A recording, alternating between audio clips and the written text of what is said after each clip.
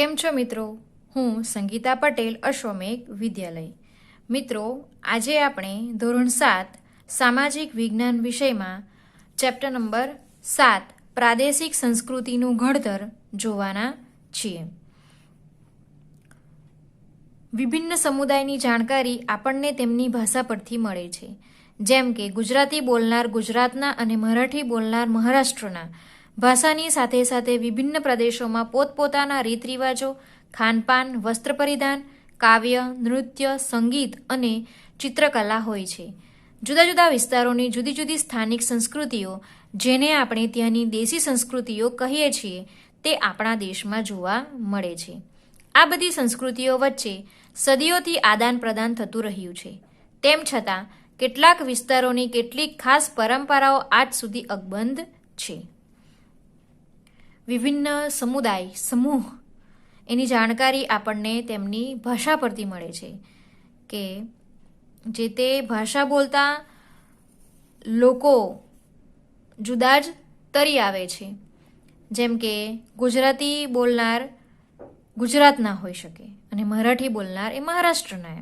એટલે ભાષાની સાથે સાથે આપણે વિભિન્ન પ્રદેશોના, અલગ અલગ પ્રદેશોના રીત રિવાજો, તેમની ખાનપાન, ખાણીપીણી, તેઓ શું ખાય છે, તેમનું વસ્ત્ર પરિધાન, તેઓ કેવું પહેરે છે, એમનું કાવ્ય, નૃત્ય, સંગીત, ચિત્રકલા, આ બધું હોય છે.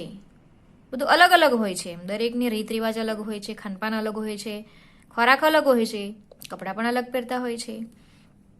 જે બધી કલાઓ હોય છે એ કલાઓ પણ અલગ અલગ હોય છે. અને જુદા જુદા વિસ્તારની જુદી જુદી સ્થાનિક સંસ્કૃતિઓ, જેને આપણે શું કહીએ છીએ, દેશી સંસ્કૃતિઓ કહીએ છીએ, તે આપણા દેશમાં જોવા મળે છે. આપણા દેશમાં શું જોવા મળે છે? તો દેશી સંસ્કૃતિઓ જોવા મળે છે. અને આ બધી સંસ્કૃતિઓ વચ્ચે સદીઓથી આદાન પ્રદાન થતું રહ્યું છે. તેમ છતાં કેટલાક વિસ્તારોની કેટલીક ખાસ પરંપરાઓ આજ સુધી પણ અકબંધ છે, તેવી જ છે. ભારતમાં પ્રાંતીય ભાષાઓનો વિકાસ. મલયાલમ 9મી સદીમાં સ્થાપવામાં આવેલ મહોદયપુરમનું ચેર રાજ્ય હાલના કેરળનો એક ભાગ હતું. કેરળની સંસ્કૃતિને તેની ભાષા મલયાલમ સાથે જોડતા આ સંસ્કૃતિ મલયાલમ સંસ્કૃતિ તરીકે ઓળખાય છે. મલયાલમ ભાષા કેરળમાં બોલાતી મુખ્ય ભાષા છે. તેના પર સંસ્કૃતનો ઘણો પ્રભાવ જોવા મળે છે. 14મી સદીમાં વ્યાકરણ અને કાવ્યશાસ્ત્ર પર લખાયેલ લીલા તિલકમ ગ્રંથ મણિપ્રવાલમ શૈલીમાં લખાયો હતો. ભારતમાં પ્રાંતીય ભાષાઓનો વિકાસમાં આપણે જોઈએ તો મલયાલમ વિશે જોઈએ તો 9મી સદીમાં, કઈ સદીમાં? 9મી સદીમાં સ્થાપવામાં આવેલ મહોદયપુરમનું ચેર રાજ્ય, મહોદયપુરમનું જે ચેર રાજ્ય એ હાલમાં કેરળનો એક ભાગ હતું. અને કેરળની સંસ્કૃતિ, તેની ભાષા મલયાલમ સાથે જોડતા આ સંસ્કૃતિ મલયાલમ સંસ્કૃતિ તરીકે ઓળખાય છે. કેરળની જે સંસ્કૃતિ છે, એની જે ભાષા છે, એની ભાષા કઈ છે? કેરળની ભાષા મલયાલમ. અને એની સાથે જોડતા આ સંસ્કૃતિ કઈ સંસ્કૃતિ તરીકે ઓળખાય છે? તો મલયાલમ સંસ્કૃતિ તરીકે ઓળખાય છે. અને મલયાલમ ભાષા કેરળમાં બોલાતી મુખ્ય ભાષા છે. કેરળમાં કઈ ભાષા મુખ્ય બોલાય છે? તો મલયાલમ. તેના પર સંસ્કૃતનો પ્રભાવ ખૂબ જોવા મળે છે. અને 14મી સદીમાં વ્યાકરણ કાવ્યશાસ્ત્ર પર લખાયેલ લીલા તિલકમ ગ્રંથ મણિપ્રવાલમ શૈલીમાં લખાયો હતો. લીલા તિલકમ જે ગ્રંથ છે, કઈ શૈલીમાં લખાયો છે? મણિપ્રવાલમ શૈલીમાં લખાયો હતો. આ આપણે જોયું મલયાલમ સંસ્કૃતિ વિશે. હવે આપણે બંગાળી વિશે જોઈએ. બંગાળી ભાષાનો ઉદ્ભવ સંસ્કૃત ભાષામાંથી થયો હોવાનું માનવામાં આવે છે. 15મી સદી સુધીમાં ઉપભાષાઓ તથા બોલીઓ મળી એક સામાન્ય સાહિત્યિક ભાષાનું સ્વરૂપ ધારણ કર્યું, જે પશ્ચિમ બંગાળની બોલચાલની ભાષા બની. જનજાતીય ભાષાઓ, પર્શિયન એટલે કે ફારસી ભાષા, અને ભારતમાં અંગ્રેજ શાસનની શરૂઆત બંગાળથી થતાં ત્યાં યુરોપિયન ભાષાઓનો બંગાળી ભાષા પર પ્રભાવ જોવા મળે છે. પ્રારંભિક બંગાળી સાહિત્યને 2 ભાગમાં વહેંચી શકાય. સંસ્કૃતથી પ્રભાવિત અને સ્વતંત્ર પ્રથમ ભાગમાં સંસ્કૃત મહાકાવ્યોનો અનુવાદ અને બીજા ભાગમાં નાત સાહિત્યનો સમાવેશ થાય છે. બંગાળી ભાષાનો ઉદ્ભવ કઈ ભાષામાંથી થયો છે? તો સંસ્કૃત ભાષામાંથી બંગાળી ભાષાનો ઉદ્ભવ થયો હોવાનું માનવામાં આવે છે. અને 15મી સદી સુધીમાં ઉપભાષાઓ અને બોલીઓ મળીને એક સામાન્ય સાહિત્યિક ભાષાનું સ્વરૂપ ધારણ કર્યું છે, જે પશ્ચિમ બંગાળથી બોલચાલની ભાષા બની છે. અને જનજાતીય ભાષાઓ ફારસી ભાષા અને ભારતમાં અંગ્રેજ શાસનની શરૂઆત બંગાળથી થતાં ત્યાં યુરોપિયન ભાષાઓનો બંગાળી ભાષા પર પ્રભાવ જોવા મળે છે. અને પ્રારંભિક બંગાળી સાહિત્યને બે ભાગમાં વહેંચી શકાય છે: સંસ્કૃતથી પ્રભાવિત અને સ્વતંત્ર. અને પ્રથમ ભાગમાં સંસ્કૃત મહાકાવ્યોનો અનુવાદ અને બીજા ભાગમાં નાથ સાહિત્યનો સમાવેશ થાય છે. આપણે અંડરલાઈન કરીશું. હવે આપણે ગુજરાતી એટલે કે જે આપણી ભાષા છે એનો આપણે અભ્યાસ કરીએ.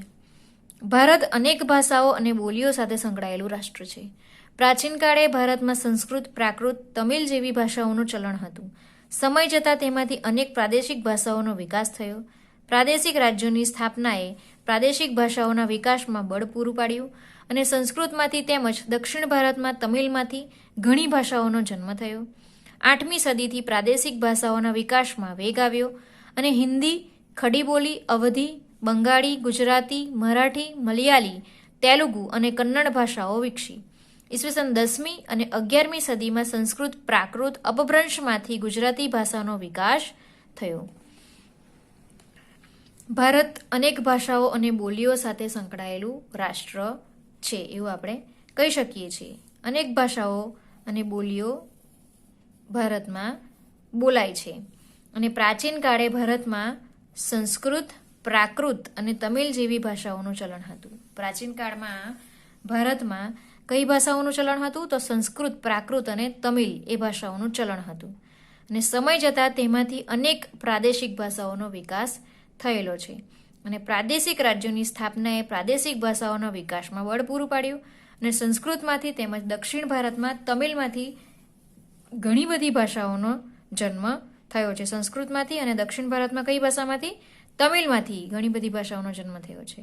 અને 8મી સદીથી પ્રાદેશિક ભાષાઓના વિકાસમાં વેગ આવ્યો છે. કઈ સદીથી? 8મી સદીથી. હિન્દી, ખડીબોલી, અવધી, બંગાળી, ગુજરાતી, મરાઠી, મલયાલમ, તેલુગુ અને કન્નડ ભાષાઓ વિકાસ પામી છે.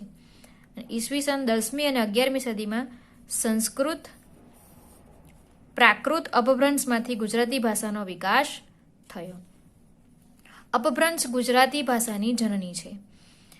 આચાર્ય હેમચંદ્રથી અપભ્રંશ ભાષાની શરૂઆત થઈ. સંસ્કૃત, પ્રાકૃત, અપભ્રંશ ભાષા પછી ગુજરાતી ભાષાનો વિકાસ થયો. ગુજરાતી માટેનો જ કહી શકાય તેવો નવો સાહિત્ય યુગ નરસિંહ મહેતાના હાથે વિકસે છે. આ નવા યુગના સૂત્રધારો તરીકે નરસિંહ મહેતા, મીરાબાઈ અને ભાલણ ઉપસી આવે છે. એ ત્રણેય ભક્તિ સાહિત્યના વિકાસ સાથે ગુજરાતી ભાષાનો વિકાસ કર્યો. નરસિંહ મહેતાએ શામળદાસના વિવાહ, કુંવરબાઈનું મામેરું, હુંડી, સુદામા ચરિત્ર, દાણલીલા વગેરે કૃતિઓની રચના કરી હતી. મીરાબાઈએ પણ કૃષ્ણ ભક્તિને કેન્દ્રમાં રાખી ઘણા પદો રચ્યા છે. ભાલણે સૌપ્રથમ પોતાની રચનાઓમાં ગુજરાતી ભાષા માટે ગુર્જર ભાષાની સંજ્ઞા આપી હતી. તેઓ પાટણના મોઢ બ્રાહ્મણ હતા. તેમને આખ્યાનના પિતા તરીકે ઓળખવામાં આવે છે. તેમની જાણીતી કૃતિઓમાં ધ્રુવાખ્યાન, મુરગી આખ્યાન, શિવબિલ્લડી સંવાદ વગેરેનો સમાવેશ થાય છે. અપભ્રંશ એ ગુજરાતી ભાષાની જનની છે. ગુજરાતી ભાષા શેમાંથી વિકસી છે? તો અપભ્રંશમાંથી. આચાર્ય હેમચંદ્રથી અપભ્રંશ ભાષાની શરૂઆત થઈ છે.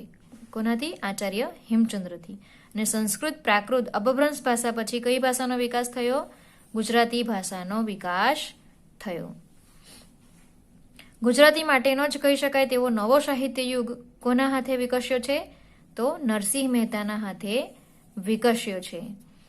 આ નવા યુગના સૂત્રધારો તરીકે નરસિંહ મહેતા, મીરાબાઈ અને ભાલણ આ જે છે એ નવા યુગના સૂત્રધારો કહી શકાય છે. એ ત્રણેય ભક્તિ સાહિત્યના વિકાસ સાથે ગુજરાતી ભાષાનો વિકાસ થયો. આ ત્રણેયની ભક્તિ સાહિત્યના વિકાસ સાથે શાનો વિકાસ થયો? ગુજરાતી ભાષાનો વિકાસ થયો. અને નરસિંહ મહેતાએ શામળદાસના વિવાહ, કુંવરબાઈનું મામેરું, હુંડી, સુદામા ચરિત્ર, દાણલીલા આ બધી કૃતિઓની રચના કરી હતી. એ કૃતિઓ વિશે આપણે કદાચ જાણીએ પણ છે થોડું ઘણું. મીરાબાઈએ પણ કૃષ્ણ ભક્તિને કેન્દ્રમાં રાખીને ઘણા બધા પદોની રચના કરી છે. અને ભાલણે પોતાની રચનાઓમાં ગુજરાતી ભાષા માટે ગુર્જર ભાષાની સંજ્ઞા આપી હતી. શેની સંજ્ઞા આપી હતી? ગુજરાતી ભાષા માટે ગુર્જર ભાખા. તેઓ પાટણના મૂળ બ્રાહ્મણ હતા. પાટણના મૂળ બ્રાહ્મણ કોણ હતા? ભલણ. તેમને આખ્યાનના પિતા તરીકે ઓળખવામાં આવે છે. ભલણને જે આખ્યાન છે એ આખ્યાનના પિતા તરીકે પણ ઓળખવામાં આવે છે. તેમની જાણીતી કૃતિઓમાં ધ્રુવાખ્યાન, મુરગી આખ્યાન, શિવબિલ્લીની સંવાદ, આ બધા જે આખ્યાનો છે એ આખ્યાનો એમની જાણીતી કૃતિઓ છે. હવે જોઈએ, આટલું કરો. ત્રણેય કવિઓની રચનાઓની માહિતી આપતી પોથી બનાવો. આ જે ત્રણેય કવિઓ છે, નરસિંહ મહેતા, મીરાબાઈ અને ભાલણ, એમણે જે રચનાઓ કરી છે એ રચનાઓની માહિતી આપતી તમારે પોથી બનાવવાની છે. તો આજે આપણે પ્રાદેશિક સંસ્કૃતિનું ઘડતર કેવી રીતે થયું અને તેમાં આપણે ભારતમાં પ્રાંતીય ભાષાઓનો વિકાસ, કે ભારતમાં જે પ્રાંતીય ભાષાઓ છે એનો વિકાસ કેવી રીતે થયો તે આપણે જોયું.